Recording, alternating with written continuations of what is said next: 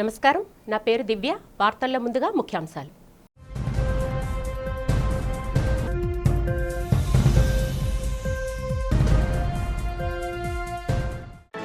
ఢిల్లీ వేదికగా విజయవంతంగా కొనసాగుతున్న India AI impact summit 2026 round table conference. సదస్సులో పాల్గొని ఏఐపై కీలక ఉపన్యాసం చేసిన ముఖ్యమంత్రి చంద్రబాబు.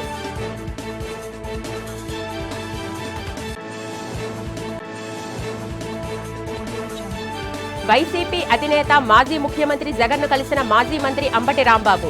కేసులపై ఆందోళన చెందాల్సిన అవసరం లేదని చట్టపరంగా ఎదుర్కొందామని జగన్ భరోసా.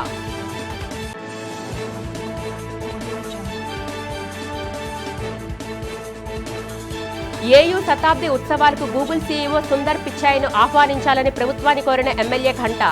పిచాయ్ రాక ఏయూ విద్యాభివృద్ధికి ఉపయోగకరమని వెల్లడి.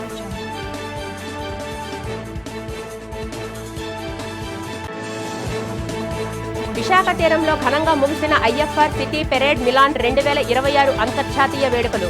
కార్యక్రమంలో ముఖ్య అతిథిగా పాల్గొని సైనిక విన్యాసాలు, వందనం స్వీకరించిన గవర్నర్ అబ్దుల్ నజీర్.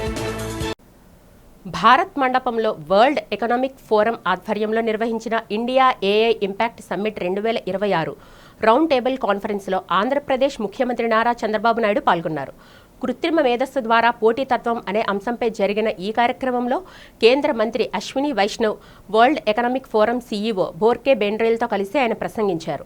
సమీప భవిష్యత్తులో అమరావతి క్వాంటమ్ వ్యాలీ గురించి ప్రపంచం మొత్తం మాట్లాడుకునే రోజు వస్తుందని ఈ సందర్భంగా ముఖ్యమంత్రి ఆశాభావం వ్యక్తం చేశారు.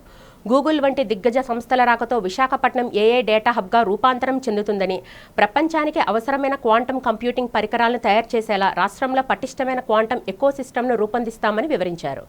దేశాన్ని అగ్రస్థానంలో నిలబెట్టాలన్న ప్రధాని నరేంద్ర మోదీ ఆకాంక్షను భారత్ తప్పక సాధిస్తుందని పేర్కొంటూ ఆర్టిఫిషియల్ ఇంటెలిజెన్సీ భవిష్యత్తులో అద్భుతాలు సృష్టిస్తుందని చంద్రబాబు ధీమా వ్యక్తం చేశారు. గోదావరి పుష్కరాల సమయంలో నదీ పవిత్రతను కాపాడుతూ కాలుష్యానికి గురికాకుండా పకడ్బందీ చర్యలు తీసుకుంటామని రాష్ట్ర జల వనరుల శాఖ మంత్రి నిమ్మల రామానాయుడు స్పష్టం చేశారు.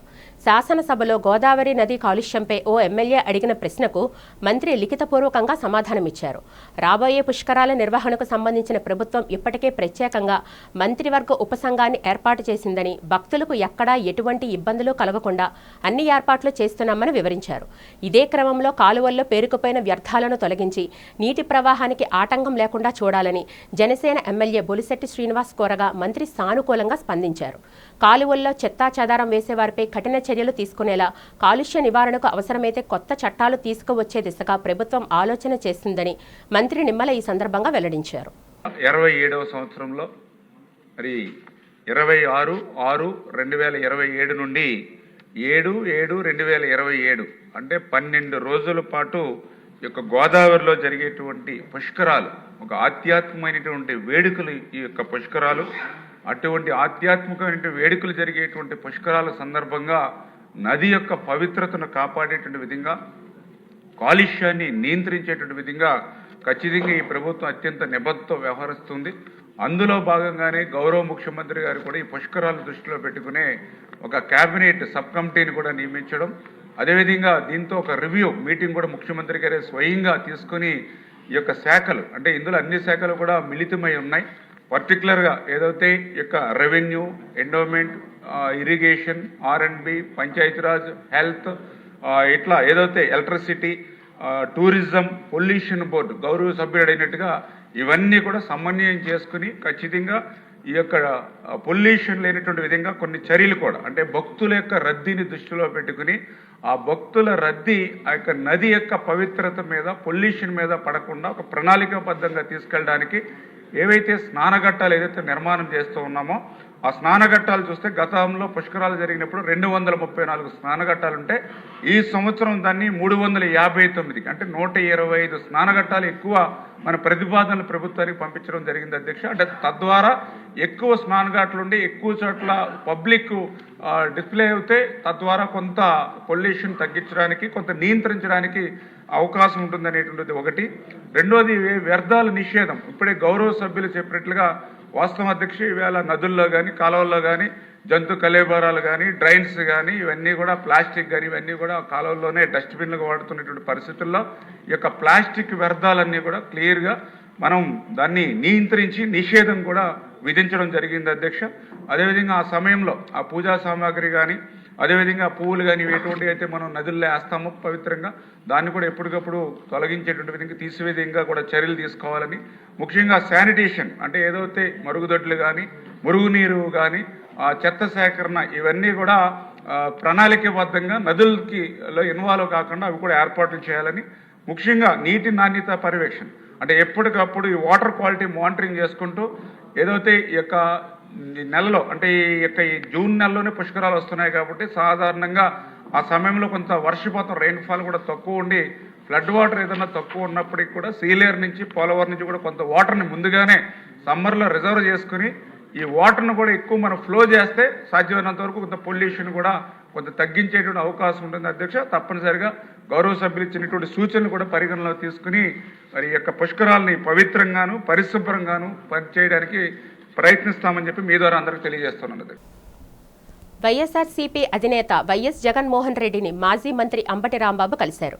ఈ సందర్భంగా మాజీ మంత్రి అంబటి రాంబాబు తనపై టీడీపీ ప్రభుత్వం పెట్టిన అక్రమ కేసులు, టీడీపీ నాయకులు తన ఇంటిని ధ్వంసం చేసిన తీరు, హత్యాయత్నం, పోలీసుల నిర్లక్ష్య వైఖరి, కొంతమంది పోలీసుల అధికారుల ఓవరాక్షన్ వంటి అంశాలను వైఎస్ జగన్కు వివరించారు. ఈ క్రమంలో తప్పుడు కేసులపై ఆందోళన చెందాల్సిన అవసరం లేదని, చట్టపరంగా ఎదుర్కొందామని వైఎస్ జగన్ ఆయనకు భరోసా ఇచ్చారు. అధికార పార్టీకి వత్తాసు పలుకుతూ వ్యవహరిస్తున్న కొంతమంది పోలీస్ అధికారుల తీరును తీవ్రంగా తప్పుబట్టారు. ప్రజల పక్షాన ప్రజల తరపున చేస్తున్న పోరాటంలో ఎదురయ్యే ఆటంకాలు, వేధింపులు ధీటుగా ఎదుర్కొని ప్రజలకు అండగా నిలుద్దామని, పార్టీ నాయకులు కేడర్ ఆందోళన చెందాల్సిన అవసరం లేదని వైఎస్ జగన్ హామీ ఇచ్చారు. ఈ భేటీలో అంబటితో పాటు ఎంపీ పిల్లి సుభాష్ చంద్రబోస్, మాజీ ఎంపీ నందిగం సురేష్, మాజీ ఎమ్మెల్యే మల్లాది విష్ణు, ఎన్టీఆర్ జిల్లా వైఎస్ఆర్సీపీ అధ్యక్షుడు దేవినేని అవినాష్ పాల్గొన్నారు. ఏప్రిల్ 26న జరగనున్న ఆంధ్ర యూనివర్సిటీ సెంటినరీ సెలబ్రేషన్స్కు గూగుల్ సీఈఓ సుందర్ పిచాయ్ని ముఖ్య అతిథిగా ఆహ్వానించాలని భీమిలి ఎమ్మెల్యే గంటా శ్రీనివాసరావు రాష్ట్ర ప్రభుత్వాన్ని ప్రతిపాదించారు. ఈ సందర్భంగా శుక్రవారం అసెంబ్లీలో ఆయన మాట్లాడుతూ వైజాగ్ అంటే గూగుల్, గూగుల్ అంటే వైజాగ్ అనేలా ప్రపంచ పటంలో గుర్తింపు వచ్చిందన్నారు. 100 ఏళ్ల చారిత్రక ఘట్టానికి సుందర్ పిచాయ్ హాజరు మరింత వన్నె తెస్తుందని చెప్పారు. ఏఐకు సంబంధించి పరస్పర సహకారం కోసం ఆంధ్ర యూనివర్సిటీ, గూగుల్ మధ్య ఎంఓయూ జరిగితే విద్యారంగానికి ఎంత మేలు జరుగుతుందని అభిప్రాయపడ్డారు. సుందర్ పిచాయ్ 2-3 సందర్భాల్లో వైజాగ్ గురించి ఆప్యాయంగా మాట్లాడడం జరిగిందని, భవిష్యత్తులో వైజాగ్ ఏఏ హబ్ కానుందని గురువారం ఢిల్లీ ఏఏ సమ్మిట్లో ఉద్ఘాటించాలని తెలిపారు. ఆంధ్ర యూనివర్సిటీ పూర్వ విద్యార్థులు దేశ విదేశాల్లో అనేక రంగాల్లో ప్రముఖులుగా స్థిరపడ్డారన్నారు. ధన్యవాదాలు అధ్యక్ష. ఆంధ్ర యూనివర్సిటీ అధ్యక్ష, మీకు కూడా అది ఐడియా ఉంది బాగానే, మీరు కూడా అక్కడ స్టూడెంట్. ఆంధ్ర యూనివర్సిటీకి సంబంధించి త్వరలోనే సెంటనరీ సెలబ్రేషన్ జరుగుతున్నాయి అధ్యక్ష. మరి అది ఒక ఇన్స్టిట్యూట్ కావచ్చు, మనిషికి కావచ్చు, ఎవరికైనా 100 సంవత్సరాలు అనేది ఒక హిస్టారికల్ మూమెంట్ కాబట్టి దాన్ని సెలబ్రేషన్స్ కూడా చాలా గ్రాండ్గా చేస్తూ ఉన్నారు అధ్యక్ష. గతంలో AAA అని ఆంధ్ర యూనివర్సిటీ అల్యూమిని అసోసియేషన్ అని చెప్పి నేను విద్యాశాఖ మంత్రిగా ఉండగా GMR గారు చైర్మన్గా, మన గవర్నర్ గారు హరిబాబు గారు, నేను సెక్రటరీ మెంబర్లుగా ఉంటూ ఒక అసోసియేషన్ కూడా స్టార్ట్ చేశాం అధ్యక్ష. అప్పుడు దానికి గౌరవ ముఖ్యమంత్రి గారు, వెంకయ్యనాయుడు గారు అందరూ కూడా రావడం జరిగింది. ఆ బిగ్ వేలో ఆ ఫంక్షన్ చేశాం. దానికి ఒకసారి రతన్ టాటా గారు వచ్చారు, ఇంకోసారి సుధామూర్తి గారు వచ్చారు. అట్లాగే మీకు కూడా తెలుసు, ఆంధ్ర యూనివర్సిటీలో చదువుకున్న వాళ్ళు ఈరోజు దేశ విదేశాల్లో ఎంతోమంది వివిధ రంగాల్లో చాలా మంది ప్రముఖులంతా కూడా ఉన్నారు. రేపు ఏప్రిల్ 26న సెంటినరీ సెలబ్రేషన్ చేస్తున్న సందర్భంగా ఇటీవలనే మనం చూస్తా ఉన్నాం. వైజాగ్ అంటే గూగుల్, గూగుల్ అంటే వైజాగ్ ఈరోజు ప్రపంచ పటంలో గుర్తింపు వచ్చే విధంగా గూగుల్ వైజాగ్ వచ్చింది. కాబట్టి సుందర్ పిచాయ్ గారు ఎవరైతే గూగుల్ CEO గారు ఉన్నారో ఆయన కూడా 2-3 అకేషన్స్ లో వైజాగ్ గురించి చాలా అఫెక్షనేట్ గా మాట్లాడుతున్న మాట కూడా గుర్తొస్తుంది. సాగర తీరంలో నిర్వహించిన అంతర్జాతీయ ఫ్లీట్ రివ్యూ మిలాన్ కారణంగా విశాఖ పేరు ప్రతిష్టలు అంతర్జాతీయంగా మరోసారి మారుమ్రోగాయని రాష్ట్ర గవర్నర్ ఎస్ అబ్దుల్ నజీర్ అన్నారు. ఆర్కే బీచ్ వద్ద నిర్వహించిన అంతర్జాతీయ సిటీ పెరేడ్ మిలాన్ 2026 కార్యక్రమంలో పాల్గొన్నారు. ఈ సందర్భంగా గవర్నర్ అబ్దుల్ నజీర్ మాట్లాడుతూ విశాఖపట్నం కేవలం ఒక ఆతిథ్య నగరం మాత్రమే కాదన్నారు. ఈ సముద్రమే విశాఖ నగర ఉనికిని చాటి చెబుతుందన్నారు. ఈ జలాల ద్వారా ప్రపంచంతో అనుసంధానానికి చిహ్నంగా చూస్తున్నామని చెప్పారు. మన తీరంలో స్నేహపూర్వక విదేశీ నౌకలు, విమానాలతో పాటు భారత నౌకదళ యుద్ధ నౌకలు వాటి శక్తి సామర్థ్యాలు పటిమను నేరుగా చూడగలిగామన్నారు. ఇది అంతర్జాతీయ సముద్ర భాగస్వామానికి ఒక శక్తివంతమైన సంకేతమని గవర్నర్ అబ్దుల్ నజీర్ అభిప్రాయపడ్డారు. భారత్ నౌకదళం చీఫ్ అడ్మిరల్ దినేష్ కుమార్ త్రిపాఠి మాట్లాడుతూ అనేక దేశాలు ఫ్లీట్ రివ్యూ మిలాన్తో పాల్గొనడం పట్ల హర్షం వ్యక్తం చేశారు. ఈ కార్యక్రమం ద్వారా మన దేశ ఆర్థిక కార్యకలాపాలు బలోపేతం అయ్యే అవకాశాలున్నాయన్నారు. వివిధ దేశాల మధ్య సద్భావనను పెంచేందుకు దోహదపడుతుందని తెలిపారు. విశాఖ సాగర తీరంతో నావికా దళానికి విడదీయరాని అనుబంధం ఉందన్నారు. ఛత్రపతి శివాజీ సామ్రాజ్యాన్ని విస్తరించడంతో పాటు రాజ్యంలో ప్రజా సంక్షేమానికి అధిక ప్రాధాన్యత ఇచ్చారని సిపిఐ విశాఖ జిల్లా సహాయ కార్యదర్శి పి చంద్రశేఖర్ తెలిపారు. సిపిఐ విశాఖ ఉత్తర నియోజకవర్గం శాఖ ఆధ్వర్యంలో కంకరపాలెం ముత్యాలమ్మ గుడి వద్ద ఛత్రపతి శివాజీ జయంతి కార్యక్రమాన్ని నిర్వహించారు. ముందుగా శివాజీ చిత్రపటానికి నాయకులు పూలమాలలు వేసి నివాళులు అర్పించారు. ఈ సందర్భంగా చంద్రశేఖర్ మాట్లాడుతూ బహుజన చక్రవర్తిగా శివాజీ ప్రజల హృదయాల్లో చిరస్థాయిగా నిలిచిపోయారన్నారు. రాజ్యంలోని ప్రజలకు అండగా నిలుస్తూ వారి సంక్షేమానికి, అభివృద్ధికి శివాజీ ఎంతో కృషి చేశారని చెప్పారు. మొఘల్ చక్రవర్తులను ఎదిరించి సామ్రాజ్యాన్ని విస్తరిస్తూ ప్రజా సంక్షేమానికి పెద్దపీట వేశారన్నారు. నేటి తరం శివాజీని స్ఫూర్తిగా తీసుకోవాలని చంద్రశేఖర్ సూచించారు. ఈ కార్యక్రమంలో సిపిఐ నేతలు, కార్యకర్తలు పాల్గొన్నారు. ముందుగా ఛత్రపతి శివాజీ మహారాజ్కి 396వ జయంతి సందర్భంగా భారత కమ్యూనిస్టు పార్టీ సిపిఐ ఉత్తర నియోజకవర్గ సమితి ఆధ్వర్యంలో ఆ మహనీయునికి, ఆ పోరాట వీరునికి ఘనమైనటువంటి నివాళులు అర్పిస్తూ ఉన్నాం. ముఖ్యంగా ఛత్రపతి శివాజీ అతని సైన్యంలో కింద వర్గాలు ఎవరైతే ఉన్నారో, ముఖ్యంగా ముస్లింలు, ఆదివాసీలు, అలాగే ఈ బీసీ వర్గాలు, రైతులు, కార్మికులు అందరూ కూడా అతని సైన్యంలో ఉండి ఆ రోజు ఔరంగజేబుకు వ్యతిరేకంగా పోరాటం చేశారు. అలాగే ఔరంగజేబు సైన్యంలో కూడా ముఖ్యంగా హిందువులు ప్రముఖమైనటువంటి పాత్రను పోషించారు. కానీ ఈ రోజు ఉన్నటువంటి పాలక వర్గాలు, కేంద్రంలో ఉన్నటువంటి పాలక వర్గాలు కానివ్వండి, లేకపోతే సంఘ్ పరివార్ శక్తులు కానివ్వండి, దీన్ని హిందూ ముస్లిం గొడవలుగా చిత్రీకరించి మత ఉన్మాదాన్ని రెచ్చగొట్టేటువంటి ప్రయత్నం చేస్తూ ఉన్నారు. అలాగే వీర ఛత్రపతి శివాజీ ఎవరైతే ఉన్నారో వీరిని హిందూ ఇజానికి, లేకపోతే హిందూ మతానికి ప్రతీకగా ఈరోజు చరిత్రను వక్రీకరించేటువంటి ప్రయత్నం జరుగుతూ ఉంది. అసలు ఈ సంఘ పరివార శక్తులకు కూడా ఈరోజు ఎవరికైనా బుర్రలో మెదడు ఉంటుంది, కానీ ఈ బొత్తాయి గల్లికి మాత్రం పూర్తిగా ఆవు పేడ, ఆవు వచ్చాలు మెదడులో ఉంటుందనేది మరొక్కసారి తేటతెల్లమైంది. పక్కోడుకు పుట్టినటువంటి బిడ్డల్ని వీళ్ళ బిడ్డలుగా ముద్దాడినటువంటి పరిస్థితి ఉంది. వీళ్ళకి దేశంలో చరిత్రే లేదు. చరిత్ర ఏదైనా ఉందంటే హిందూ ముస్లింల మధ్య గొడవలు పెట్టి వీళ్ళు రాజకీయ పబ్బం గడుపుకోవడం తప్ప ఈరోజు స్వతంత్ర పూర్వం నుంచి కూడా చూసుకుంటే ఆ చరిత్ర తేటతెల్లం అవుతూ ఉంది. కాబట్టి దీనిపైన అసలు శివాజీ ఎవరని చెప్పి, హూ ఇస్ ద శివాజీ అని చెప్పి ఒక పెద్ద పుస్తకాన్ని కూడా ఈరోజు రచించినటువంటి పరిస్థితి ఉంది. భారత కమ్యూనిస్టు పార్టీ సిపిఐ అగ్రనాయకుడు, అలాగే మహారాష్ట్ర పార్టీకి సుదీర్ఘకాలం రాష్ట్ర కార్యదర్శిగా పనిచేసినటువంటి ఒక గొప్ప మేధావి కమల గోవింద్ పన్సారే ఎవరైతే ఉన్నారో ఆయన అసలు హూ ఇస్ ద శివాజీ ఎవరని చెప్పి ఈరోజు ప్రపంచానికి తెలియజేస్తే కొన్ని లక్షల ప్రతులు అమ్ముడుపోయినటువంటి పరిస్థితి ఉంటే దానికి వ్యతిరేకంగా రోజు బజరంగ్ దళ్, లేకపోతే విశ్వ హిందూ పరిషత్ లేనటువంటి సంఘ పరివార శక్తులు ఎవరైతే ఉన్నారో ఆయన్ని అతి కిరాతకంగా మార్నింగ్ వాక్కి పోతే హతమార్చడం జరిగింది. కాబట్టి దేశ ప్రజలకు తెలియజేయడం కోసమే అసలు శివాజీ ఎవరి కోసం పనిచేశారు, ఏ వర్గాల కోసం పనిచేశారు అనేది ఈరోజు తెలియజేయడం కోసమే భారత కమ్యూనిస్టు పార్టీ, లేకపోతే మాకు సంబంధించిన విద్యార్థి యువజన సంఘాలు పెద్ద ఎత్తున ప్రచార కార్యక్రమాన్ని నిర్వహిస్తూ ఉన్నాయి. కాబట్టి మతోన్మాద శక్తులు ఎవరైతే ఉన్నారో సంఘ పరివార శక్తులు ఒక్కసారి ఆలోచించాలి. ఒక హిందూ మతానికి కాకుండా ఈరోజు అన్ని వర్గాల ప్రజలు సమదృష్టితో చూసినటువంటి ఛత్రపతి శివాజీని మీరు వక్రీకరించే ప్రయత్నం చేస్తే ఈ దేశంలో ప్రజలు తగిన బుద్ధి చెప్తారని కూడా ఈ సందర్భంగా హిందూ మతోన్మాద శక్తులకి, సంఘ్ పరివార్ శక్తులకి, బీజేపీకి హెచ్చరిక చేస్తాం. Institute of chartered accountants of India జాతీయ అధ్యక్షుడిగా ఎన్నికైన సిఏ ప్రసన్న కుమార్ను ఘనంగా సత్కరించారు. సిరిపురంలో వాల్తేర్ క్లబ్లో జరిగిన కార్యక్రమంలో ఐసీఏఏ విశాఖ శాఖ ఆధ్వర్యంలో సన్మాన కార్యక్రమం జరిగింది. ఈ కార్యక్రమంలో పలువురు రాజకీయ నేతలతో పాటు సీనియర్ చార్టర్డ్ అకౌంటెంట్స్, యువ చార్టర్డ్ అకౌంటెంట్స్ పాల్గొన్నారు. ప్రసన్న కుమార్ ఐసీఏఐకు చేసిన సేవలను వక్తలు కొనియాడారు. ఎన్నో అసోసియేషన్లు, సంస్థలకు గౌరవ అధ్యక్షుడిగా వ్యవహరిస్తూ ప్రసన్న కుమార్ వాటి అభివృద్ధికి చేసిన కృషిని ప్రశంసించారు. ఈ సందర్భంగా సన్మాన గ్రహీత ప్రసన్న కుమార్ మాట్లాడుతూ institute of chartered accountants of India ఎన్నిక కావడం పట్ల హర్షం వ్యక్తం చేశారు. తనపై ఎంతో విశ్వాసం ఉంచి అధ్యక్షునిగా ఎన్నుకున్న సభ్యులందరికీ కృతజ్ఞతలు తెలిపారు. వారి నమ్మకాన్ని ఒమ్ము చేయకుండా ఐసీఏఏ బలోపేతానికి, సభ్యుల సంక్షేమానికి కృషి చేస్తానని తెలిపారు. నా ప్రస్థానం స్టార్ట్ అయ్యింది ఇదే బ్రాంచ్లో, ఇదే బిల్డింగ్లో. 1997లో నేను ట్రెషరర్గా విశాఖపట్నం బ్రాంచ్కి వచ్చాను. తర్వాత సెక్రటరీ అయ్యాను. తర్వాత వైస్ చైర్మన్ చేశాను.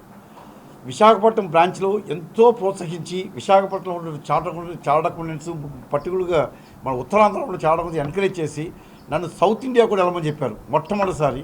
అప్పుడు సౌత్ ఇండియాలో ఎలక్షన్ నిలబడ్డాను. వీళ్ళందరూ సహాయ సహకారాలతో సౌత్ ఇండియా కూడా ఎలక్ట్ అయ్యాను 2006 ఎలక్షన్స్లో. అప్పుడు 9 సంవత్సరాలు సౌత్ ఇండియాలో ఉండి 2013-14లో నేను సౌత్ ఇండియా దక్షిణ భారత సమాఖ్యలో నేను అధ్యక్షుడిగా పనిచేశాను. అది అయిపోయిన తర్వాత చాలా చక్కగా చేశాం. అప్పుడు పెద్ద కార్యక్రమాలు విశాఖపట్నం చేయడం జరిగింది. మళ్ళీ విశాఖపట్నం ఉత్తరాంధ్రలో ఉన్న చార్టర్డ్ అకౌంటెంట్స్ ఆంధ్రప్రదేశ్లో ఉండాలని చెప్పి మనకి సెంట్రల్ కౌన్సిల్ ఉంది. ఆ సెంట్రల్ కౌన్సిల్ మనకు మెంబర్షిప్ ఉండాలని చెప్పి అందరూ ఎంకరేజ్ చేసి దాన్ని కంటెస్ట్ చేశాను. అక్కడ 3 సార్లు గెలిచాను. అక్కడ 6 సంవత్సరాలు అయిపోయిన తర్వాత 7వ సంవత్సరం అక్కడ వైస్ ప్రెసిడెంట్ నిలబడ్డాను. అక్కడ 32 మంది ఉంటాం మేము. 32 మంది నాలా ఎన్నికైన వాళ్ళు, 8 మంది గవర్నమెంట్ ఆఫ్ ఇండియా భారత ప్రభుత్వం తరఫున నామినేటెడ్ మెంబర్స్ ఉంటారు. వీళ్ళందరూ ఎలక్షన్ జరుగుతుంది. ఆ ఎలక్షన్ మొన్న 12వ తారీఖు జరిగింది. ఫిబ్రవరి 12వ తారీఖు.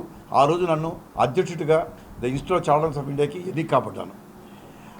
ఆ తర్వాత నా గురించి చెప్పాలంటే 74వ ప్రెసిడెంట్ నేను. ఈ 74 మందిలో మొట్టమొదటిసారి ఆంధ్రప్రదేశ్ నుంచి నేను మొట్టమొదటిసారి అధ్యక్షుడయ్యే అవకాశం నాకు కలిగింది. సో ఈ institute of chartered of India మీకు తెలుసు, సెటప్ అయిన యాక్ట్ ఆఫ్ పార్లమెంట్. మేము భారత ప్రభుత్వం అయితేనేమి, వేరే స్టేట్ గవర్నమెంట్స్ అయితే కలిసి పనిచేస్తాం. సో మేము 5,28,000 మంది చార్టర్డ్ అకౌంటెంట్స్ ఉన్నాం భారతదేశంలో. మాకు 10 లక్షలకు పైబడిన స్టూడెంట్స్ కూడా మా దగ్గర చదువుకుంటున్నారు. ఈ 5 లక్షల మందిలో కూడా 1,30,000 మంది ప్రాక్టీస్లో ఉన్నారు. అంటే మాకు జనరల్ ప్రాక్టీస్లో ఉన్నాము, చార్టర్డ్ అకౌంటెంట్ ప్రాక్టీస్. మిగతా అందరూ ఎంప్లాయ్మెంట్లో ఉన్నారు.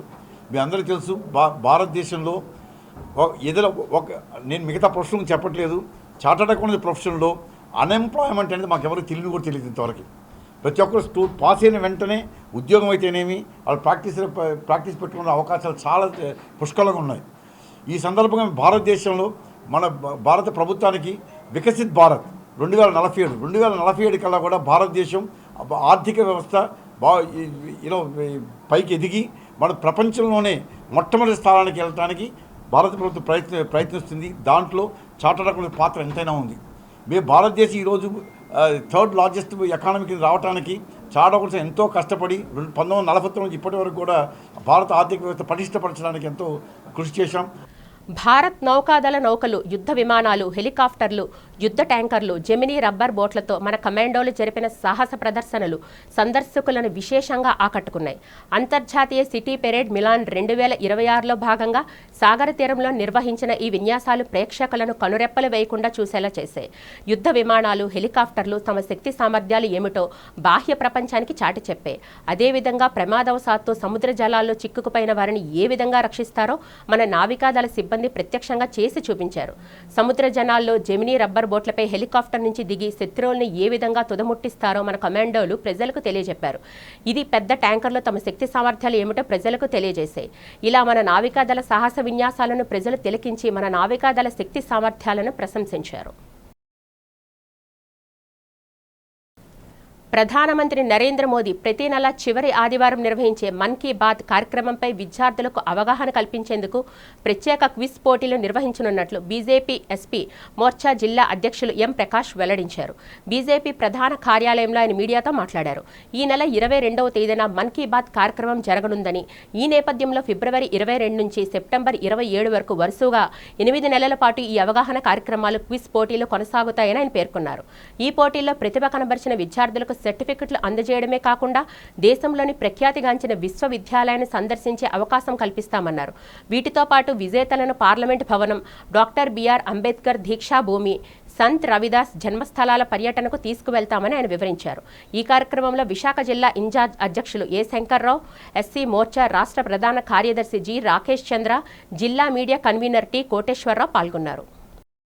ప్రతి జిల్లాలో ఉన్న ప్రతి అంబేద్కర్ గురుకులాల్లో, ఎస్సీ హాస్టల్స్లో, వినతి గృహాల్లో అంబేద్కర్ ఈ మన్ కీ బాత్ స్క్రీనింగ్ అనేది జరుగుతుంది.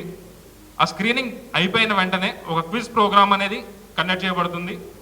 ఆ క్విజ్ ప్రోగ్రాంలో ఎవరైతే స్టూడెంట్స్ క్వాలిఫై అవుతారో, క్వాలిఫై అయిన వాళ్ళకి ఇండియా మొత్తం ఒక ఎడ్యుకేషనల్ టూర్ అనేది జరిపించాలి అన్న కార్యక్రమాన్ని డిజైన్ చేసింది మన రాష్ట్ర బీజేపీ ఎస్సీ మోర్చా అధ్యక్షులు శ్రీ పనతాల సురేష్ గారు. ఎందుకంటే ఈ వినత గృహాల్లో చదువుకున్న వాళ్ళకి అంత ఎక్స్పోజర్ అనేది ఉండదు. వాళ్ళు బయటికి వెళ్ళి నేర్చుకోవాలన్నా సరే వాళ్ళ జిల్లాలు దాటే అవకాశాలు కూడా చాలా తక్కువ. సో వాళ్ళని ప్రపంచంలో ఘనత పొందిన యూనివర్సిటీస్ కానీ మనం తీసుకెళ్ళగలిగితే, అక్కడ ఎడ్యుకేషన్ సిస్టమ్ ఎలా ఉంటుందని కానీ మనం చూపించగలిగితే, వీళ్ళకి ఎక్స్పోజర్ రావడం వల్ల మేము కూడా రేపు పొద్దున్న అక్కడికి వెళ్ళాలి అలా ఒక ఆలోచన క్రియేట్ అవుతుంది అని చెప్పేసి ఎడ్యుకేషనల్ టూర్ అనేది చేయబోతున్నాం. అందులో వాళ్ళకి ఇంకా ఎక్స్పోజర్ రావడానికి పార్లమెంటరీ సెషన్లకి, అలాగే సంత్ రవిదాస్ జీ గారిది, అలాగే బాబు జగజీవన్ గారిది జనస్థలాలు, అంబేద్కర్ గారు ధ్యాన స్థలాలు, ఇవి కూడా వాళ్ళకి వెళ్ళి విజిట్ చేసే విధంగా చేస్తున్నారని. సెంట్రల్ యూనివర్సిటీస్ ఉన్నాయి, అలాగే బెనారస్ హిందూ విశ్వవిద్యాలయం, అలాగే ఐఐటి, అలాగే ఏఏఎం, అలాంటి యూనివర్సిటీలు వాళ్ళు సందర్శించడం, అదేవిధంగా వాళ్ళని సెలెక్ట్ చేసిన తర్వాత వాళ్ళకి ఒక స్పీచ్ పోటీలో పాల్గొన్న వాళ్ళందరికీ ఒక సర్టిఫికేట్ ఇవ్వడం, అలాగే ఎవరైతే గెలుపొందారో వాళ్ళకేమో ఇండియాలో సంబంధించిన టాప్ మోస్ట్ యూనివర్సిటీస్, అలాగే పార్లమెంట్ భవనం వాళ్ళని సందర్శించడం, అలాగే మన డాక్టర్ బిఆర్ అంబేద్కర్ ఒకటి ఎస్సీ ఎస్టీలకు ఇచ్చింది ఒకటే ఆయుధం ఏంటంటే చదువు. ఆ చదువు ఒకటే వాళ్ళకి ఉన్నత స్థానంలో నిలబడుతుందని చెప్పేసి ఆయన ఆ రోజు ఆశించడం జరిగింది. దాని ప్రకారంగా అలా విధంగా సంత్ రవిదాస్ గారి జన్మస్థానం ఎక్కడుందో వారణాసిలో అక్కడ సందర్శించడం, ఎవరైతే క్విజ్ పోటీల్లో గెలిచారో వాళ్ళందరినీ కూడా ఈ విధంగా ఎస్సీ మోర్చా రాష్ట్ర అధ్యక్షులు మన పనతాల సురేష్ గారి ఆధ్వర్యంలో ఈ కార్యక్రమాన్ని రాష్ట్రం మొత్తం నిర్వహించడం జరుగుతుంది. ఈ కార్యక్రమం ముఖ్య ఉద్దేశం ఏంటంటే మనసులో మాట కార్యక్రమాన్ని ఎస్సీ హాస్టల్స్లోని, అలాగే గురుకుల పాఠశాలలోని విద్యార్థుల్ని, ప్రతిభావంతమైన విద్యార్థులు, క్విజ్ పోటీల్లో గెలిచిన విద్యార్థుల్ని గుర్తించి వాళ్ళకి ఈ విధంగా ఐఐటి అకాడమీలు కానీ, ఏఎం అకాడమీలు కానీ, విద్యాలయాలు కానీ, పార్లమెంట్లు కానీ ఇలా సందర్శించడం ఒక అవకాశాన్ని కల్పించినందుకు ఎస్సీ మోర్చా రాష్ట్ర అధ్యక్షులు పనతాల సురేష్ గారికి ఎంతగానో కృతజ్ఞతలు తెలుపు. తమ కార్యకర్తలపై దాడి చేసిన ఎస్ఎఫ్ఐ నేతలను పోలీసులు తక్షణమే అరెస్టు చేయాలని అఖిల భారతీయ విద్యార్థి పరిషత్ నేత నితిన్ డిమాండ్ చేశారు. ఎస్ఎఫ్ఐ నేతలు చేసిన దాడిని ఖండిస్తూ ఏయూ మెయిన్ గేట్ ఎదుట ఏబీవీపీ నిరసన చేపట్టింది. మెయిన్ గేట్ వద్ద బయట నుంచి ఎస్ఎఫ్ఐకు వ్యతిరేకంగా నినాదాలు చేశారు.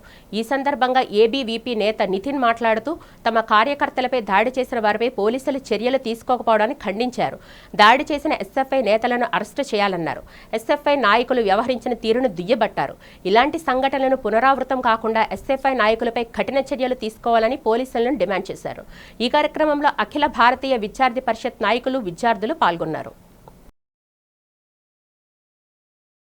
ఏదైతే 17వ తారీఖు ఆర్ఎస్ఎస్ శాంతియుతంగా వారి యొక్క శాఖ నడుపుకుంటా ఉంటే, ఏదైతే కమ్యూనిస్టు గుండాలు ఎవరైతే ఉన్నారో వీరు వారి యొక్క శాఖ శాంతియుతంగా జరుగుతున్నటువంటి శాఖ పైన దాడి చేసి భౌతిక దాడికి పాల్పడటం జరిగింది. మిత్రులారా, విద్యార్థి మిత్రులందరికీ, ఈ రాష్ట్రంలో ఉన్నటువంటి విద్యార్థి మిత్రులందరికీ నేను ఇదే స్పష్టం చేయదలుచుకుంటా ఉన్నా. ఎవరైతే ఎస్ఎఫ్ఐ పేరుతో విద్యార్థులమని కళ్ళుబుల్లి కబుర్లు చెప్పి ఆంధ్ర యూనివర్సిటీలో ఎస్ఎఫ్ఐ గుండాలు ఎవరైతే ఉన్నారో వీళ్ళు, నేను ఆంధ్ర యూనివర్సిటీ విద్యార్థిని అని చెప్పుకుంటూ ఈ కమ్యూనిస్టు గుండాలు ఆర్ఎస్ఎస్ని ఒక మతోన్మాద శక్తిగా చూపించేటువంటి ధోరణి మనం చూస్తూ ఉన్నాం మిత్రులారా. ఎందుకంటే వీరి యొక్క అస్తిత్వాన్ని కోల్పోయినటువంటి పరిస్థితి మనం ఈరోజు దేశవ్యాప్తంగా, ప్రపంచవ్యాప్తంగా చూస్తూ ఉన్నాం. ఇదే కమ్యూనిస్ట్ పార్టీ ఆఫ్ ఇండియా 1925లో డిసెంబర్లో స్టార్ట్ చేయబడింది. ఇదే ఆర్ఎస్ఎస్ రాష్ట్రీయ స్వయం సేవక్ సంఘ్ అదే 1925 విజయదశమి నాడు మొదలవడం జరిగింది. మనందరం చూస్తూ ఉంటే కమ్యూనిస్టు పార్టీ యొక్క సిద్ధాంతాలను దేశం మొత్తం ప్రతి ఒక్క సంఘము కూడా, ప్రతి ఒక్క విద్యార్థి విభాగం కాకుండా సమాజంలో ప్రతి ఒక్కరు కూడా చీకొట్టినటువంటి విధానం మనం చూస్తూ ఉన్నాం. అదే ఆర్ఎస్ఎస్ ఈ దేశంలో పుట్టి ఈ దేశంలో ఉన్నటువంటి మహారాష్ట్రలో పుట్టినటువంటి ఆర్ఎస్ఎస్ ఈరోజు ప్రపంచ దేశాలకు ఎగబాకి ఈ దేశం యొక్క గొప్పతనం, ఈ దేశం యొక్క సంస్కృతి సంప్రదాయాలను తెలియజేస్తూ ఉంది మిత్రులారా. ఇది మనమందరం గమనించుకోవాలి. ఎక్కడో పరాయి దేశంలో పుట్టినటువంటి కమ్యూనిస్టు పార్టీ భారతదేశంలోకి ప్రవేశించి ఇక్కడ భారతదేశం యొక్క సంస్కృతి సాంప్రదాయాలపైన దెబ్బతీయాలని చూస్తే ఈ భారతదేశం యొక్క ప్రజలు విశ్వసించరు. అందుకే మిమ్మల్ని ప్రతి చోట చీకొట్టారని నేను తెలియజేస్తా ఉన్నాను. అదేవిధంగా మా మిత్రులు ఎస్ఎఫ్ఐ వాళ్ళు, ఏఎస్ఎఫ్ మిత్రులకి నేను ఇదే విధంగా మీకు తెలియజెప్పేది ఏంటంటే, మీరు నోరెత్తిన దగ్గర నుంచి మీడియా కనపడితే చాలు మతోన్మాద శక్తులు అని చెప్తా ఉన్నారు. ఆర్ఎస్ఎస్ యొక్క శాఖలో మత విద్వేషాలు రెచ్చగొడతాయని చెప్తా ఉన్నారు.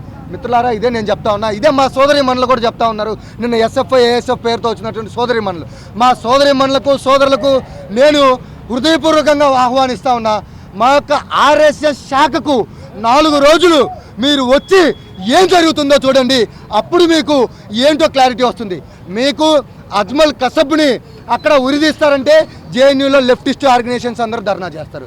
ఆ పహల్గామ్ అటాక్ జరిగింది, ఆపరేషన్ సింధూర్ మనం భారతదేశం తరపున చేస్తామంటే ఈ ద్రోహులు, ఈ దేశ ద్రోహులందరూ కూడా ఈ యొక్క మనం టెర్రరిస్టుల మీద అటాక్ చేయొద్దు, లేకపోతే పాకిస్తాన్ మీద అటాక్ చేయొద్దనే మాటలు మాట్లాడేటువంటి మీరు మాకు నీతులు వెల్లించొద్దు.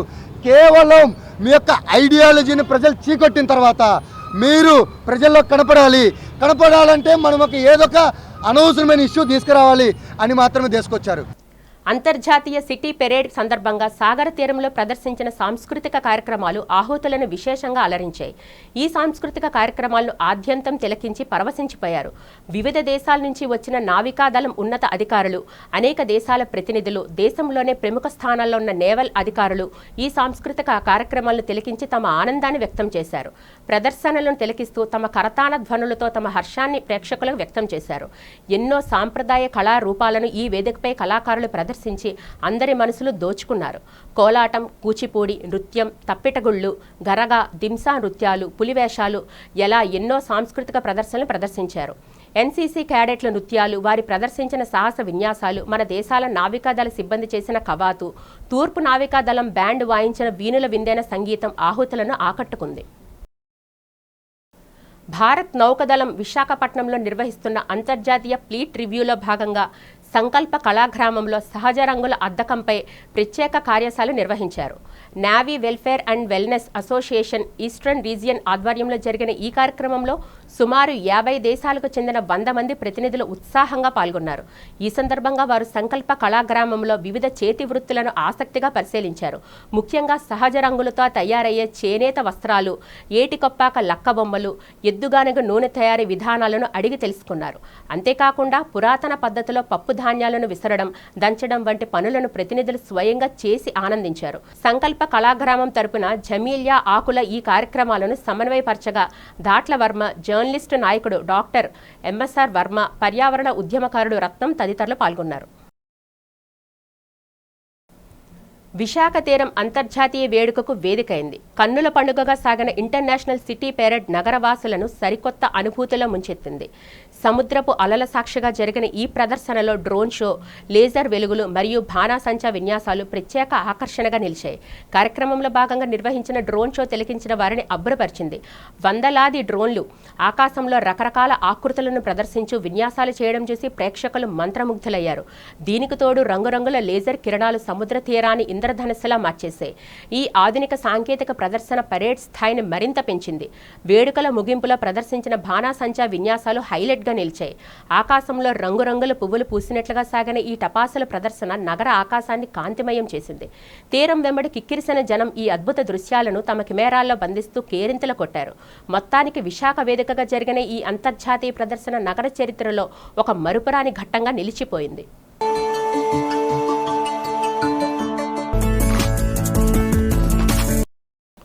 వార్తలు ముగించే ముందు ముఖ్యాంశాలు మరొకసారి చూద్దాం.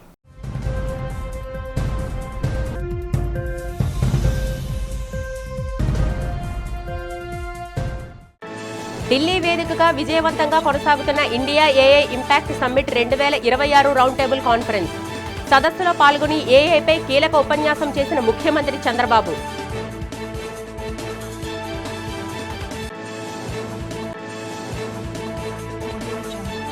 వైసీపీ అధినేత మాజీ ముఖ్యమంత్రి జగన్ను కలిసిన మాజీ మంత్రి అంబటి రాంబాబు. కేసులపై ఆందోళన చెందాల్సిన అవసరం లేదని చట్టపరంగా ఎదుర్కొందామని జగన్ భరోసా.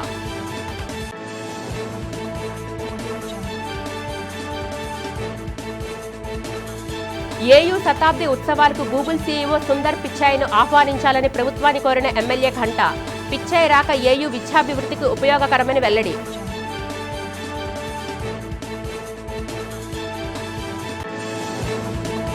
విశాఖ తీరంలో ఘనంగా ముగిసిన ఐఎఫ్ఆర్ సిటీ పెరేడ్ మిలాన్ 2026 అంతర్జాతీయ వేడుకలు. కార్యక్రమంలో ముఖ్య అతిథిగా పాల్గొని సైనిక విన్యాసాలు, వందనం స్వీకరించిన గవర్నర్ అబ్దుల్ నజీర్. ఈ వార్తలు ఇంతటితో సమాప్తం. నమస్కారం.